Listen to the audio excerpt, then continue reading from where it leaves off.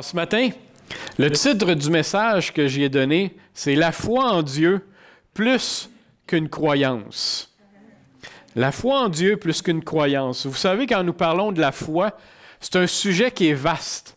Il y a beaucoup de choses qu'on peut dire sur la foi. C'est sûr que ce matin, je vais me limiter à un aspect de la foi, mais un aspect important.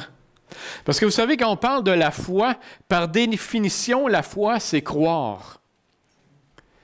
Puis moi, ce que je vous dis ce matin, c'est que la foi en Dieu, c'est plus qu'une croyance. Et pourquoi je dis ça? C'est que quand nous pensons, quand nous croyons en Dieu, quand nous avons la foi en Dieu, Dieu peut nous amener à dépasser les limites de notre connaissance. La foi en Dieu amène aussi que nous pouvons aussi dépasser notre imaginaire. La foi en Dieu fait en sorte aussi que nous amène des fois à poser des gestes irrationnels. Et la foi en Dieu aussi peut nous amener dans le surnaturel. Et je me souviens à un moment donné, j'en ai déjà parlé, je l'ai déjà donné comme exemple, mais je le redonne aujourd'hui. Mon épouse, à un moment donné, elle a eu un accident de voiture. Puis elle était handicapée. Elle n'arrivait plus à marcher difficilement. Et elle était aux prises comme ça, puis on priait, puis on disait « Seigneur, qu'est-ce qui se passe? » On ne comprenait pas. Et on a été voir toutes sortes de médecins. Et les médecins, ils ne pouvaient rien faire pour elle. Il y en a un, il a dit « Au mieux, peut-être qu'on peut se revoir dans 1 an et demi, si tout s'est placé tranquillement. » Et là, à un moment donné, nous allons à l'église. Et là, cette journée-là, ce soir-là, c'était un mercredi soir, on était assis en arrière complètement. Et parce qu'elle n'était pas capable de se tenir comme tout seul sur une chaise, fait qu'on avait accoté la chaise sur le mur, puis là, elle était à côté. Et là, à la fin, celui qui a porté les chants, il a dit, je ne sais pas pourquoi, mais il dit, j'ai à cœur. Il dit, Dieu me montre qu'il faut que je demande aux gens d'avancer pour être guéris. Je vous avoue que moi, personnellement, j'étais un peu sceptique. Parce que je me disais, c'est assez évident de la voir assis en arrière qu'elle a besoin d'une guérison. Alors, je me disais, il le fait, il veut être gentil et tout ça. Puis là, mon épouse, elle me dit, moi, j'avance. Fait que j'ai dit, je vais aller t'aider à avancer. Non, j'avance tout seul. Parce que ça, c'est un appel que Dieu me fait. Et elle a avancé. Et la personne a prié pour elle. Et le lendemain matin, elle s'est réveillée, puis elle était presque guérie à 100%. Amen. Vous savez, la foi en Dieu nous amène au-delà du surnaturel, du naturel. Il nous amène dans le surnaturel. Et avoir la foi, c'est croire que Dieu peut faire ces choses. C'est nous amener à poser des gestes ou à dire des choses qui, tu dis, c'est pas rationnel. Et vous savez, ce soir-là, quand on regarde ce qui s'est passé, il y a 2 personnes spécifiquement qui avaient la foi en Dieu et qui avaient la foi que le surnaturel existait encore et que Dieu pouvait faire quelque chose. Il y a eu la personne, premièrement, qui a été à l'écoute de ce que l'Esprit lui disait, de dire, demande aux gens d'avancer pour qu'ils soient guéris. Vous savez, quand on fait ça, il y a un risque de dire, on se trompe peut-être, mais il a décidé de le faire. Et il y a aussi mon épouse qui, elle, a avancé pour être guérie. Et Dieu a répondu.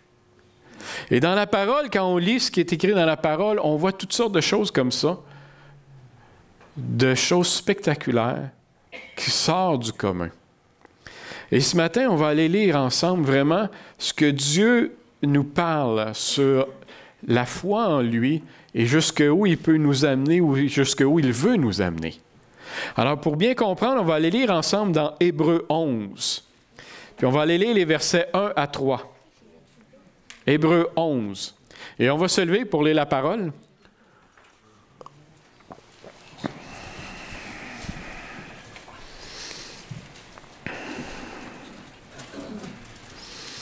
Hébreux 11.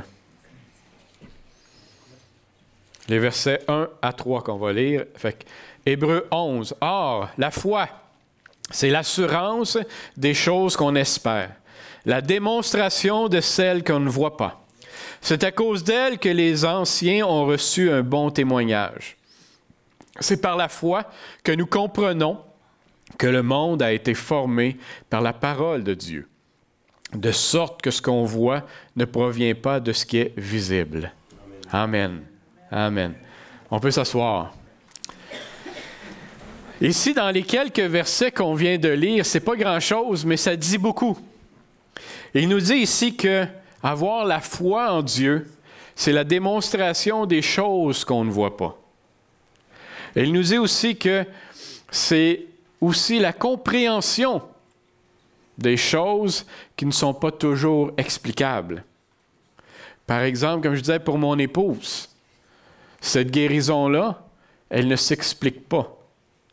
Mais nous comprenons qu'elle a eu une guérison.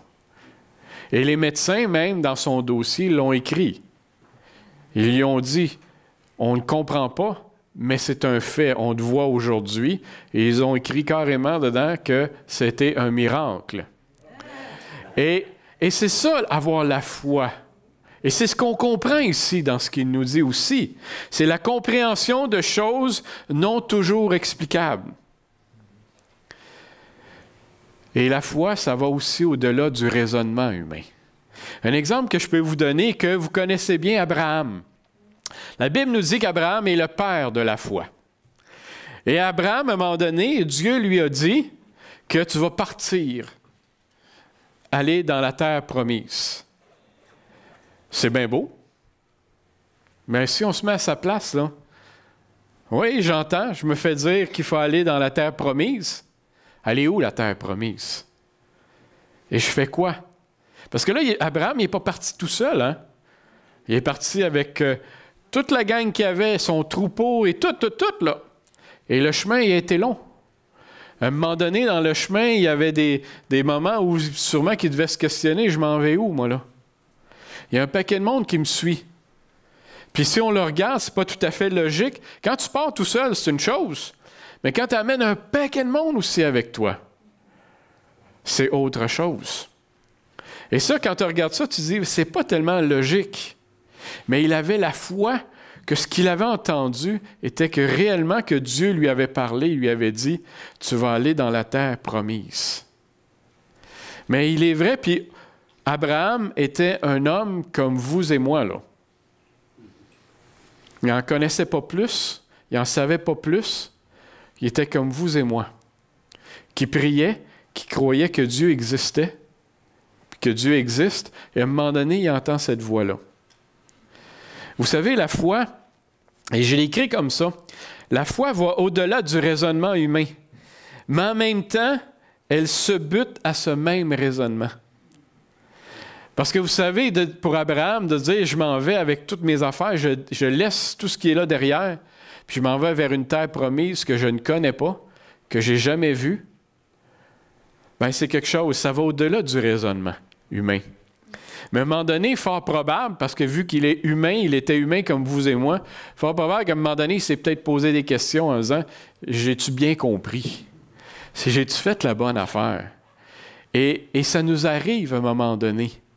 Notre raisonnement humain, à un moment donné, vient prendre le dessus, ça va être mieux dit comme ça. Et des fois, on finit par s'arrêter ou reculer ou dire, ben j'ai peut-être mal compris. Un exemple que je peux vous donner à un moment donné qui est arrivé à un personnage aussi dans la Bible, c'est Pierre. Et pour ceux qui prennent des notes, on retrouve ça dans Matthieu 14, les versets 28 à 31. Et je vous explique, je vous donne l'histoire. Et là, ce qui s'est passé, c'est que les apôtres, ils étaient sur une rive et Jésus avait prêché, il avait apporté toutes sortes de messages, il avait toutes sortes d'affaires. Et Jésus dit aux apôtres, il dit, prenez le bateau puis traversez l'autre rive, je vais aller vous rejoindre. Alors là, ils sont dans le bateau. Et là, tout d'un coup, eux autres là, il ne fait pas vraiment beau. Et Jésus est en train d'aller les rejoindre. La seule affaire, c'est que Jésus n'a pas pris un autre bateau pour aller les rejoindre. Il était en marche. Alors, il marchait sur l'eau. Alors, c'est sûr que ce qui s'est passé, c'est que là, les apôtres, quand ils l'ont vu, ils ont dit « Wow, wow, wow, c'est quoi ça? C'est un fantôme! » Et là, ils avaient peur. Mais là, Pierre, lui, vous savez, Pierre, il était particulier, il était plus téméraire un peu, on va dire ça comme ça. Alors là, quand il le voit, il dit à Jésus, il dit, si c'est réellement toi, il dit, dis-moi de m'en venir. Alors Jésus, il dit, bien, dans ce cas-là, Pierre, viens-t'en. Alors Pierre, sans réfléchir, il sort de la barque et il commence à marcher sur les eaux, lui aussi. Mais à un moment donné, il y avait du vent et tout ça, puis là, il a commencé à réfléchir. Il a commencé à se dire, mais qu'est-ce que je suis en train de faire là? Il fait pas beau en plus de ça, il vente, puis là, il est en train de réaliser que ce qu'il était en train de faire, il est en train de marcher sur les eaux, lui aussi. Et là, la peur commence à le pogner. Et là, Pierre commence à s'enfoncer, puis à couler. Alors Jésus, quand il voit ça, il le prend par la main, puis il le relève, puis il lui dit, Pierre, homme de peu de foi. Ce matin, pourquoi as-tu douté? Ben oui, pourquoi as-tu douté? C'est vrai. Mais ce matin, je vous pose la question, est-ce que vous auriez ce courage-là, vous autres aussi, de vous lancer d'une barque et de dire, je vais marcher sur les eaux?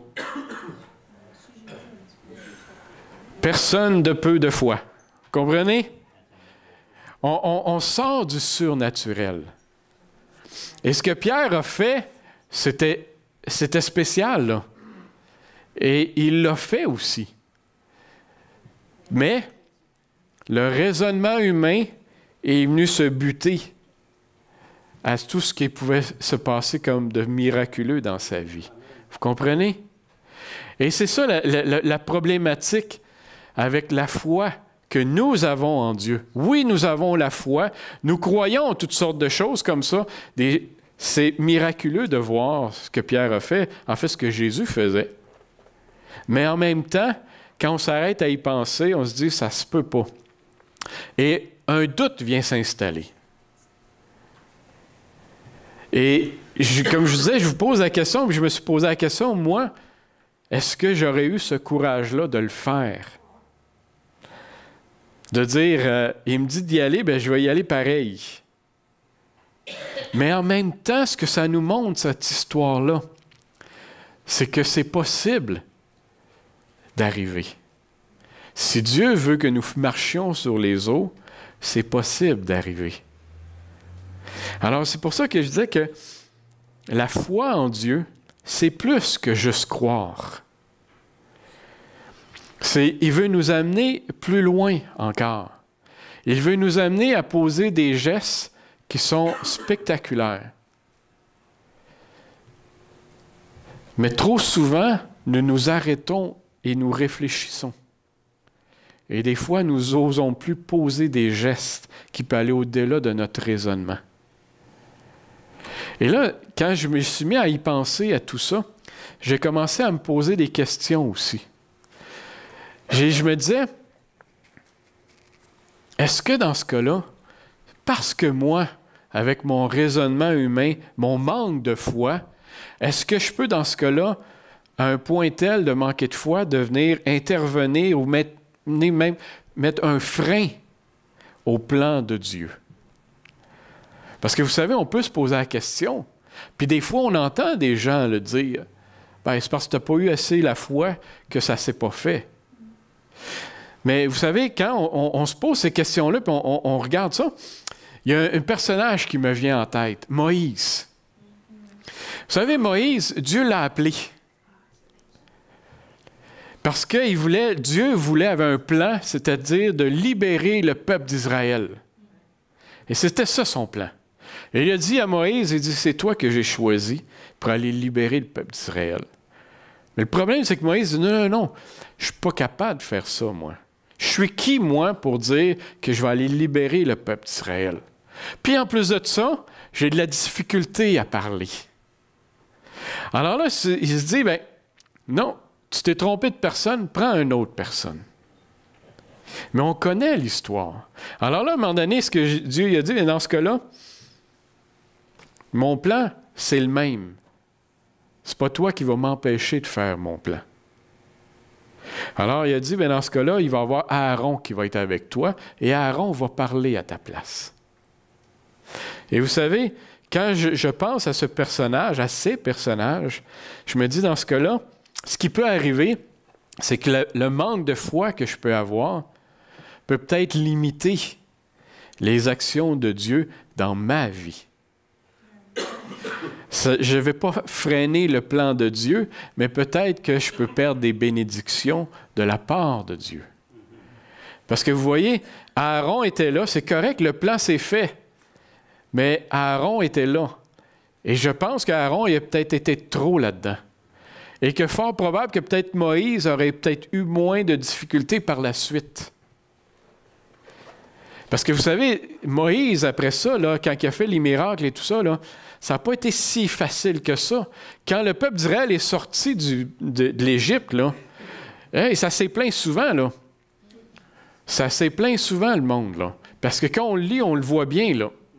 Et même Aaron, à un moment donné, il ne l'a pas aidé non plus, parce que quand il était sur le mont et que Moïse était là avec Dieu et qu'il est sorti avec les 10 commandements, Aaron, là, il était avec le peuple, là, puis c'est là qu'il a commencé à construire, à faire le veau d'or.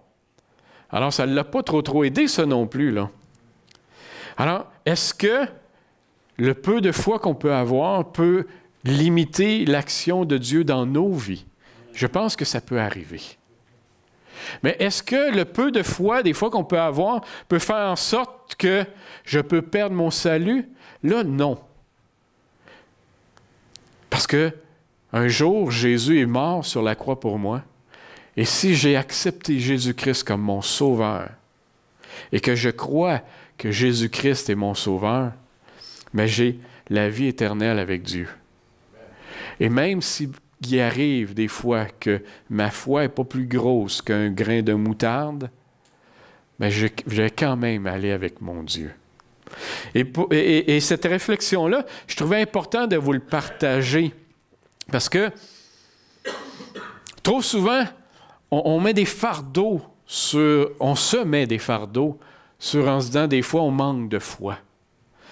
Mais quand on le regarde, les personnages dans la Bible, on le voit que des fois, il y a des doutes parce qu'ils sont humains. Quand on lit l'histoire d'un personnage, c'est facile quand on lit l'histoire. Mais quand on s'arrête à dire « je vais me mettre dans l'histoire », par exemple, là, on s'aperçoit que des fois, il y a autre chose. Il y a d'autres sentiments. Et vous savez, dans Hébreu, dans ce qu'on a lu, par la suite, l'auteur, il nous donne un paquet d'exemples de personnages. Puis je vais vous donner différents exemples qui sont mentionnés là-dedans. Par exemple, les murs de Jéricho. Les murs de Jéricho, l'histoire, c'est que il y a... je viens d'oublier son nom. Josué, voilà. J'allais le dire, mais il ne voulait plus sortir. Alors, et là, Dieu lui dit, parce qu'il veut attaquer la ville, mais il y a des murs qui entourent la ville pour se protéger. Alors, ce qu'il lui dit, il dit ce que tu vas faire. Il dit avec toute la troupe, toute la gang, vous allez marcher en silence autour de la ville pendant 7 jours. Vous allez faire ça. Et le 7e jour, tu vas voir ce qui va se passer. Et qu'est-ce qui s'est passé? Quand ils ont dit « Victoire! Dieu nous donne la victoire. » Les murs se sont écroulés par eux autres mêmes. C'est quelque chose, là. C'est quelque chose. Mais là, si on s'arrête à y penser, puis si on s'y met là-dedans, là, et là, nous autres, on est là dans l'armée, là, puis on est les petits messieurs ou les petites madames qui sont dans l'armée, puis que là, notre chef, il nous dit « Tu dis pas un mot, puis on marche autour de la ville. On va faire ça pendant 7 jours. » Est-ce qu'il y en a parmi nous qui ne se posent pas des questions à un moment donné, qu'est-ce qui est en train de nous faire faire? Hein? Qu'est-ce qui est en train de nous faire faire, là? Ça va donner quoi de marcher autour de la ville comme ça? Hein? Mais quand tu vois le résultat après, tu te dis, ouf, OK. C'est vrai que nous avons un Dieu de miracles, un Dieu surnaturel. Mais c'est sûr qu'à un moment donné, ces hommes-là qui étaient là ont eu des questionnements. C'est certain, comme nous en avons. Comme nous, des fois, on peut se questionner. Parce qu'à cette époque-là, comme je l'ai dit tout à l'heure, c'était des hommes, des femmes, comme vous et moi, là. Quand on lit l'histoire, c'est facile. Tu dis, ben, regardez, c'est extraordinaire, j'aurais voulu être là. Mais d'après moi, si on avait été là, on serait posé des questions aussi. Parce qu'il n'y a rien de logique là-dedans, là. On marche autour de la ville, puis on ne dit pas un mot. En silence. Noé, c'est la même affaire. Il a construit un arche. Il n'avait pas besoin d'un arche. Puis on s'entend que ce n'était pas avec les outils modernes d'aujourd'hui qu'en quelques semaines, c'était construit, là. Ça a pris quelques années. Alors, c'est sûr qu'il y a quelques années là-dedans qui a fait rire de lui aussi. Quelques années que les gens y posaient la question, « Mais Noé, pourquoi tu fais ça?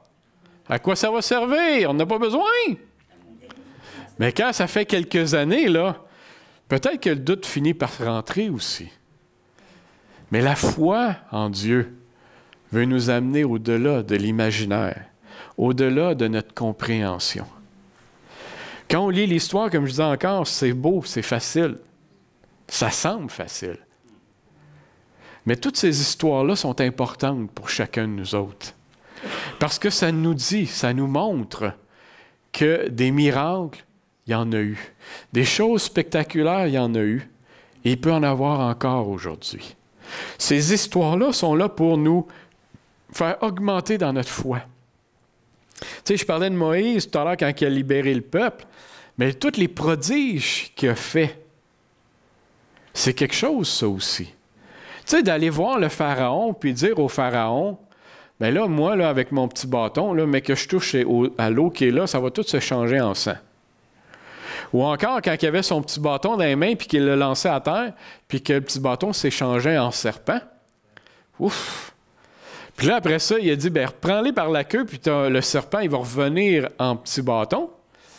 Ça fait peur quand même, des serpents, là, OK?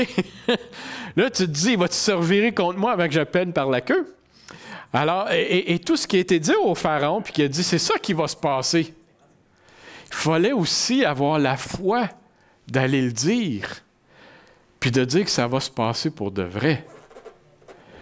Il devait avoir à un moment donné certains doutes, certains questionnements. Ce qu'il a d'aller le dire, là, parce que là, il allait devant le Pharaon, puis il faut avoir aussi tout ce courage-là, puis vraiment une foi particulière en son Dieu.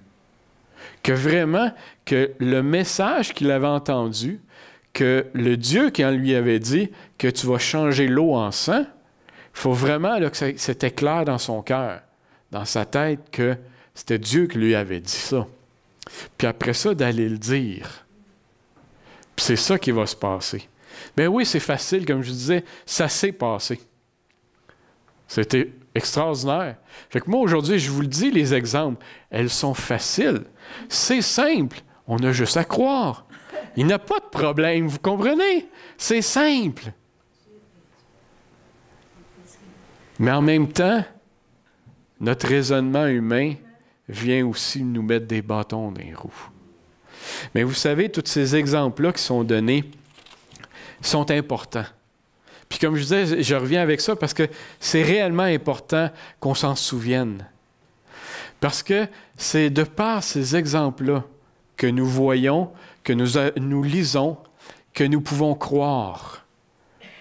Parce que la Bible nous dit que le Dieu en lequel nous croyons est le même hier, aujourd'hui et pour l'éternité. Alors, ce qui s'est passé, les miracles, les situations, ça peut encore se passer aujourd'hui. Parce que nous avons un Dieu qui est surnaturel. Un Dieu qui a tout fait. Puis un Dieu qui nous aime et qui peut faire un paquet de choses pour nous. Vous savez, des gens comme Paul, qui a été évangélisé, qui a été dans des endroits où il n'avait jamais entendu parler de Jésus, où il a souffert. Mais vous savez, aujourd'hui dans le monde, il y en a encore des Pauls. Il y en a qui souffrent pour le nom de Jésus. Vous savez, des gens qui vivent pour le nom de Jésus à l'époque, mais il y en a encore aujourd'hui. Et est-ce que nous voulons être de ces gens-là? Nous. Vous savez, c'est beau ce qu'ils ont fait, c'est extraordinaire. Ils ont été utilisés d'une façon particulière. Mais nous pouvons, nous aussi, être utilisés d'une façon particulière, encore aujourd'hui. Mais est-ce que nous le voulons? La Bible nous dit dans Hébreux, un peu plus loin, il dit « Or, sans la foi, il est impossible de lui plaire. Celui qui s'approche de Dieu doit croire qu'il existe et qu'il récompense ceux qui le cherchent. » C'est ça la foi. Que ce que nous allons demander, il va nous le donner. Et vous savez, les exemples que je vous donne, ce sont des exemples ce sont des gros exemples, OK? Ça n'arrive pas à tous les jours, OK? Des Moïse, il y en a eu un. Et les eaux changées en sang, et puis toutes les autres choses qui s'est passées, ça s'est passé à l'époque. C'est vrai que ça peut encore arriver aujourd'hui. Mais c'était une époque, c'était un temps. Mais aujourd'hui, Dieu est encore là aujourd'hui. Et Dieu peut encore faire des guérisons aujourd'hui. Dieu peut encore faire des miracles aujourd'hui. Et c'est pour ça ces histoires-là qui sont là, pour qu'on puisse s'en rappeler, pour qu'on puisse nous aussi avoir la foi que ça existe et que ça peut nous arriver. Mais en même temps, ce qu'il nous demande aussi, c'est de mettre en pratique la parole aussi dans nos vies. Parce que quand on regarde ces gens-là, c'était des gens qui avaient la foi en Dieu. Et par leur foi, ils ont posé des gestes qui démontraient qu'ils avaient la foi en leur Dieu. Est-ce que nous, aujourd'hui, nous faisons tous ces gestes-là? Des fois, peut-être qu'on ne veut pas tous les poser, les gestes. Et vous savez, ça peut être des gestes simples, anodins,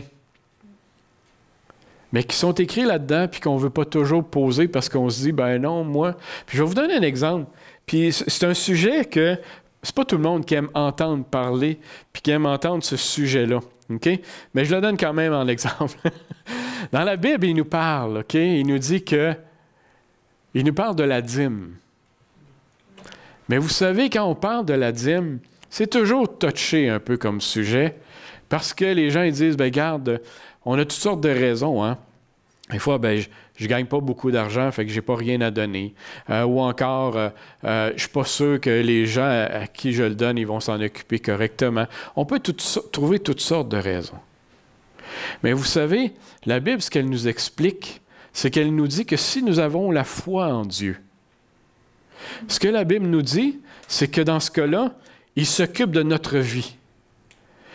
Dans ce cas-là, il s'occupe de notre vie. Il est en train de nous dire aussi que l'emploi, le travail que nous faisons, c'est lui qui nous le donne. Alors, si nous l'avons, c'est grâce à lui. Alors, ce qu'il nous dit, il nous dit, dans ce cas-là, donne-moi ce qui me revient. Parce que c'est à cause de moi que tu l'as. Ce n'est pas à cause d'un autre. C'est à cause de moi.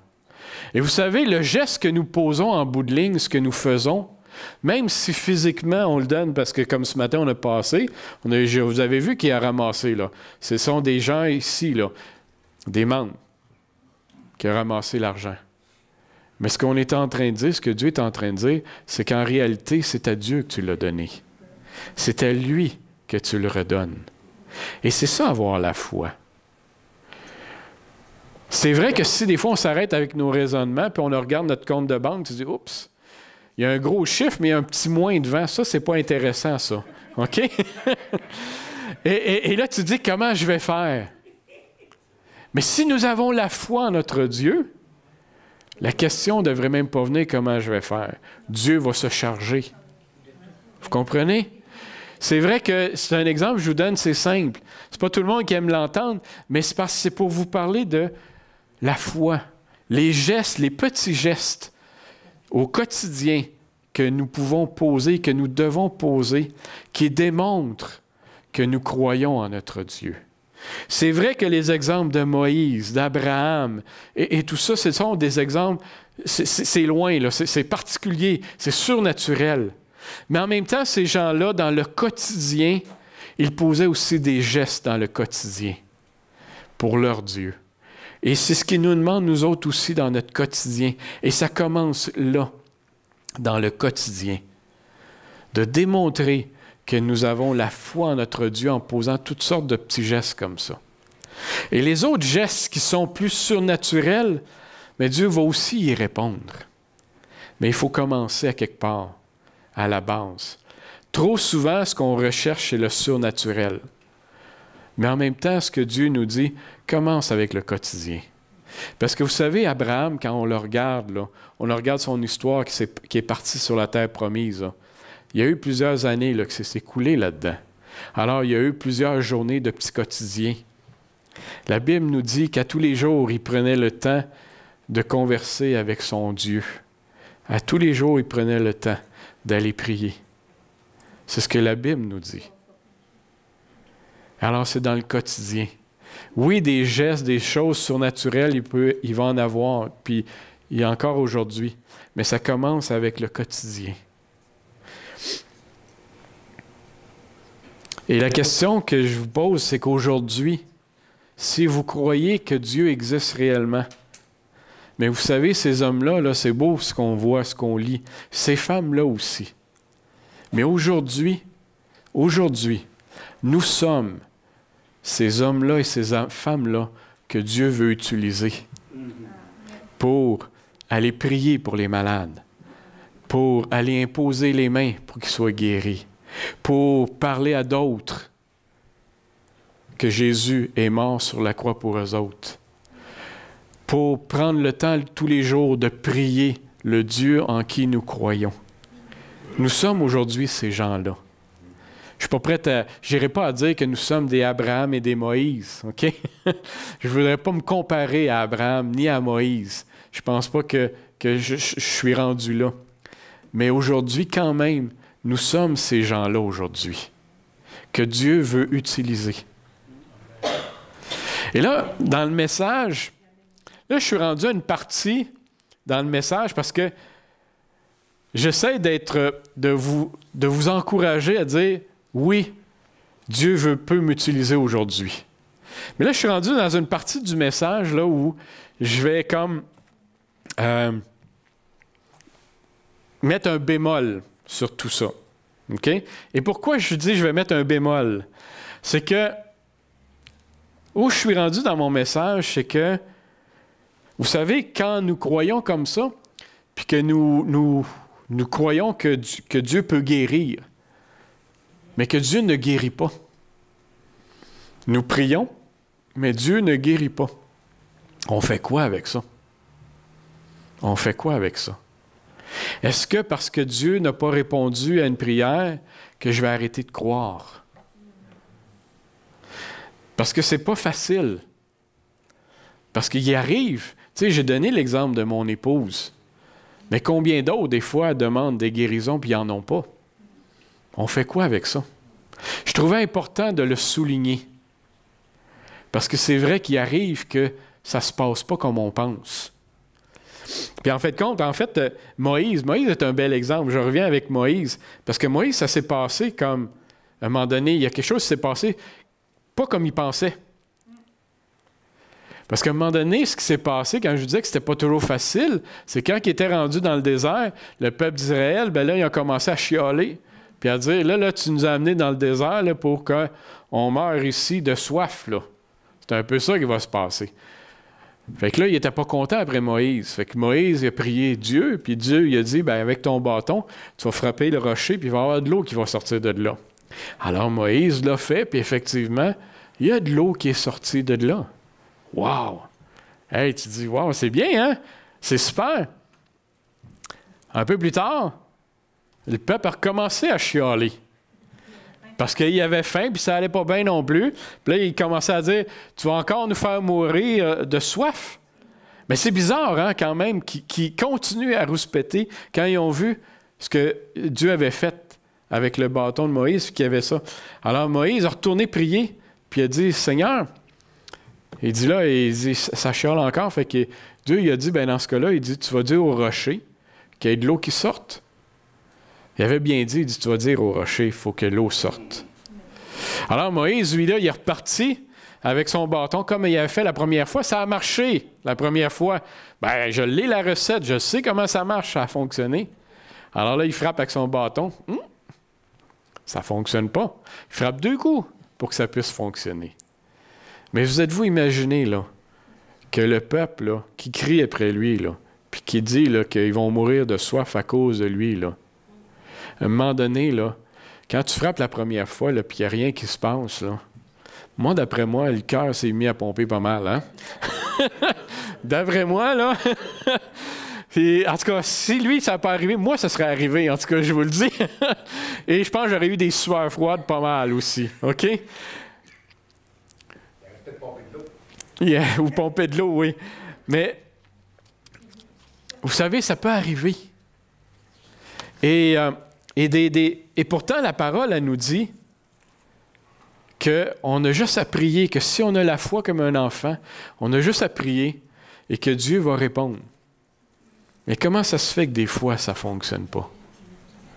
Et vous savez, il y a toujours un risque quand nous rentrons dans cette dimension-là de la foi, de croire que Dieu peut faire tous ces miracles-là.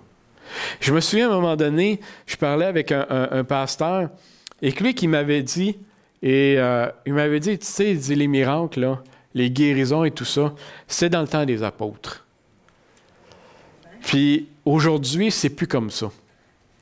C'est vrai que quand tu le regardes de cette façon-là, puis tu dis, OK, ça s'est passé quand Jésus était là dans le temps des apôtres, puis aujourd'hui, c'est plus comme ça.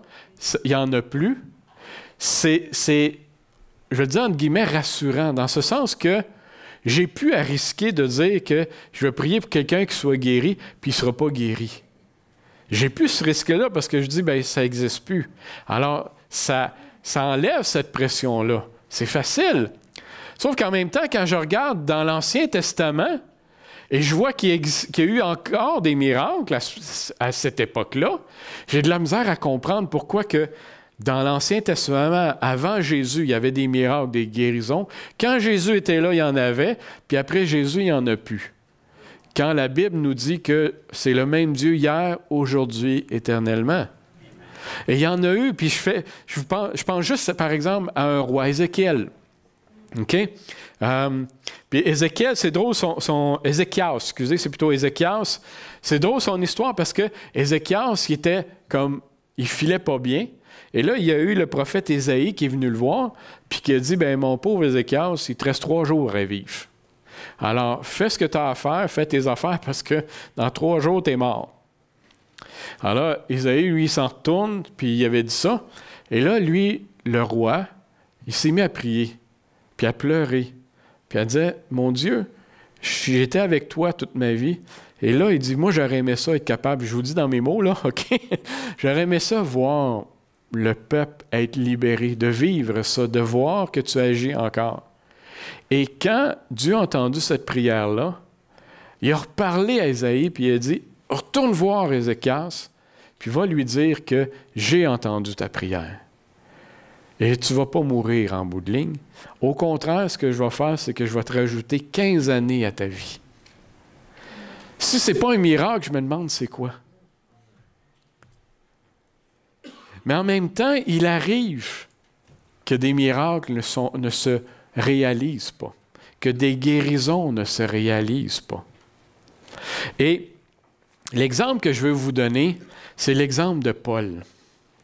Parce qu'on pose souvent la question, quand ça n'arrive pas, pourquoi? C'est-tu parce que la personne qui est malade manque de foi? C'est-tu la personne qui prie pour le malade qui manque de foi? On se pose souvent la question, on a tendance à vouloir toujours poser la question pour trouver, il est où le coupable? Mais vous savez, ce qu'on oublie souvent, c'est que c'est Dieu qui guérit. C'est pas moi. C'est pas mon frère, c'est pas d'autres. C'est Dieu qui guérit. Oui, il veut m'utiliser moi, mais Dieu guérit.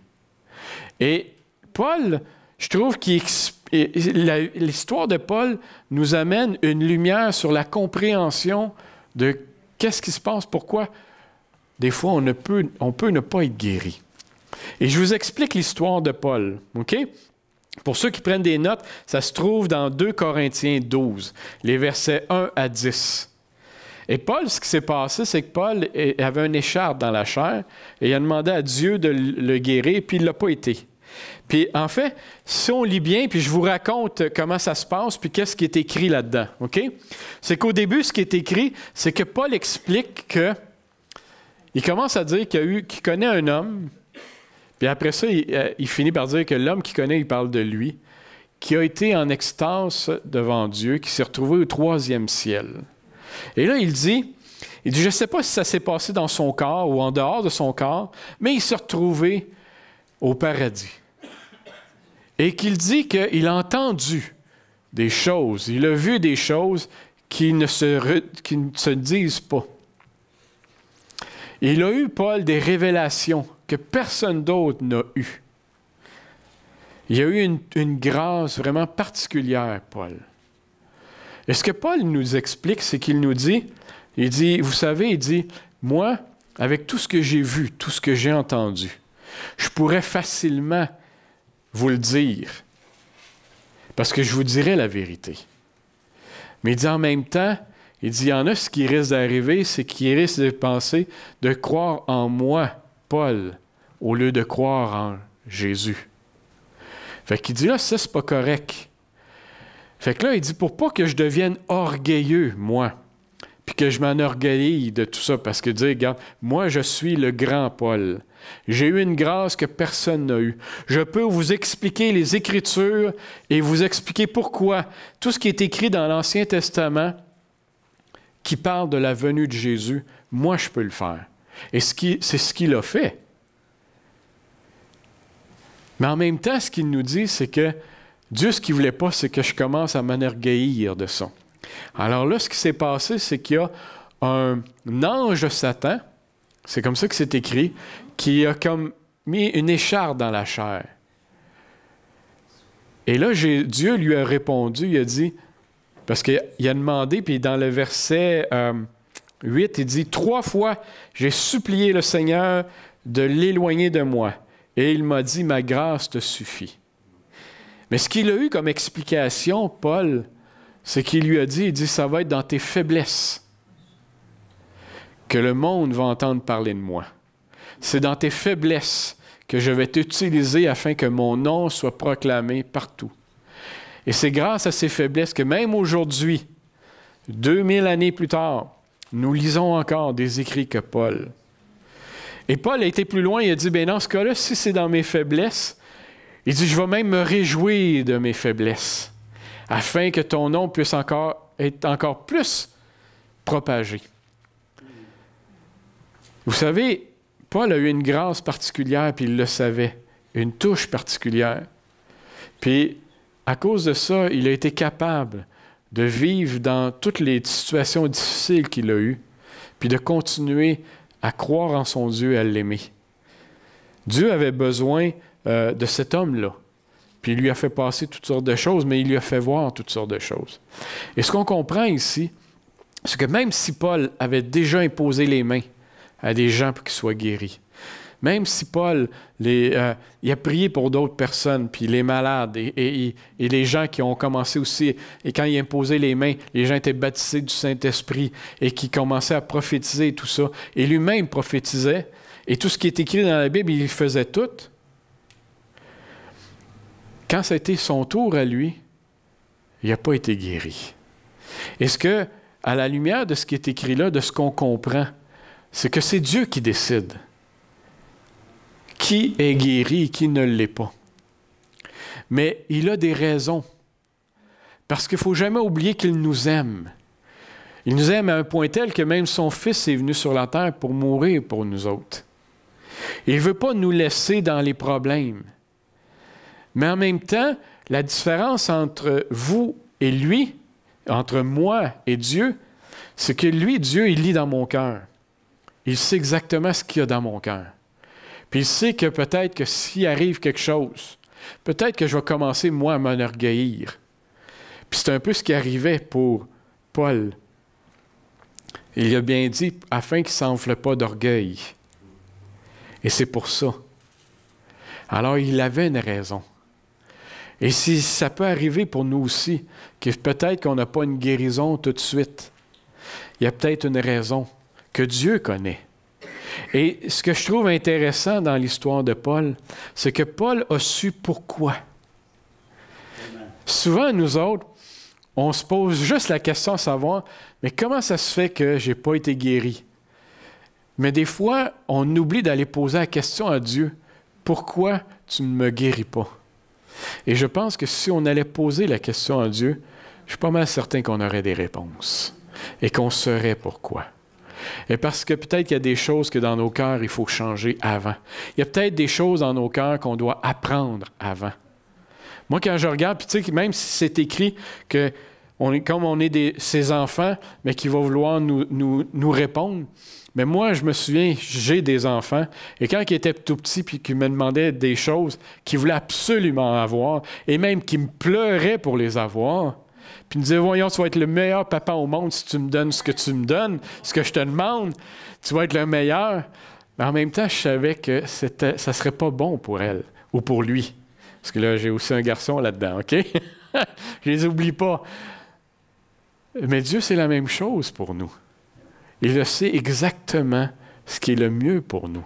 Et il veut le mieux pour nous. Maintenant, je finis avec ça. Et je finis avec, ma conclusion, c'est avec Luc. Luc 18. Puis c'est les versets 1 à 8. Et je vous explique c'est quoi dans Luc 18. En fait, c'est une parabole. Une parabole que Jésus a donnée, qui est le juge inique et la veuve, qui réclamait justice. Et pourquoi je finis avec ça? Parce que l'histoire, je vous la raconte, c'est un juge inique. En fait, quand ils disent inique, c'est un juge qui dit qu'il ne croit pas en Dieu, qui n'a pas peur de Dieu. Et là, il y a une veuve qui demande justice. Puis lui, ben, il ne veut pas y faire justice tout de suite. Puis il la fait patienter, puis il attend, puis il attend. Puis là, ben, la veuve, elle continue de le harceler. Jour après jour, elle continue de lui demander, fais-moi justice, fais-moi justice, fais-moi justice. Puis elle n'arrête pas. Puis à un moment donné, les juges, ils se tannent. Il dit, là, je suis tanné de l'entendre. Juste parce que je suis tanné de l'entendre, je vais lui faire justice. Puis ce que Jésus nous dit dans le verset 8, dans Luc 18, il nous dit, « Je vous le dis, il le fera promptement justice. Mais quand le Fils de l'homme viendra, trouvera-t-il la foi sur la terre? » Ce qu'il est en train de nous dire ici, c'est que, il dit, si le juge, parce qu'il était tanné d'entendre la veuve, il lui a fait justice, imaginez votre Père qui vous aime. Mais si vous lui demandez justice, si vous lui demandez des guérisons, si vous lui demandez des miracles, il va finir par les faire. C'est sûr qu'il va les faire, parce qu'il vous aime. C'est ça qu'il nous dit ici. Mais moi, ça sur quoi j'accroche le plus, c'est sur la fin. Mais il dit, quand viendra le Fils de l'homme? Ça, c'est quand que Jésus va revenir sur la terre. Il dit, trouvera-t-il la foi sur la terre? Quand je lis ça, moi, ce que ça me dit, c'est que ce qu'il est en train de me dire ici, c'est qu'il faut que je continue, comme la veuve, à chaque fois, de demander à mon Dieu de m'aider. Si je n'ai pas été répondu aujourd'hui, mais demain, je vais y redemander. Si je n'ai pas été répondu demain, mais après-demain, je vais encore lui demander. Parce que voyez-vous, la question qu'il dit, il dit, quand il va revenir, trouvera-t-il la foi sur la terre? Le jour que j'arrête de demander, ça veut donc dire que je viens de commencer à perdre la foi. Comprenez? Le jour que j'arrête de demander, je suis en train de dire, je ne crois plus que mon Dieu peut, par exemple, me guérir. Je commence à dire que je ne crois plus que mon Dieu va répondre à mes prières. Et je commence à perdre la foi. Et c'est pour ça que j'ai pris cet exemple-là ici, cette parabole-là. Parce que ce que Dieu nous dit ici dans cette parabole-là, c'est qu'il nous demande à chacun de nous, sans relâche, de demander et de continuer à demander et de redemander et de redemander et de ne jamais arrêter.